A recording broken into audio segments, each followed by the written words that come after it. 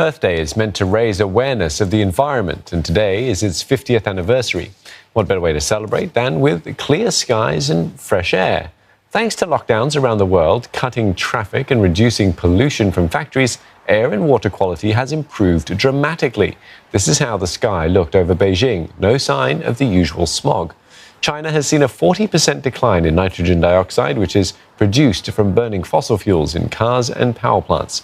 Hazardous airborne particles also fell an average of nearly 15% in more than 330 cities across the country.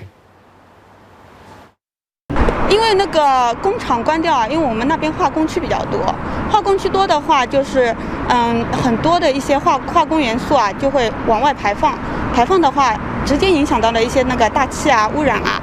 然后关掉之前已经关掉过一部分了，蓝天已经就是变回来了，变回来一点。现在呢，自从疫情以来，厂更多的关掉了，然后天更蓝了。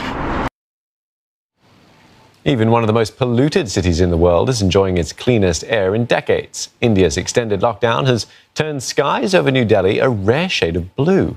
The presidential palace can even be seen from a distance. The average smog levels have decreased by more than 20%, but activists say the bad air will return. The short-term good news is not enough to get the world on track for the Paris Climate Agreement. This is short-lived because the fundamentals of our economy, or the fundamental problem why our rivers are polluted or why our air is polluted, that has not been addressed, that has only been paused.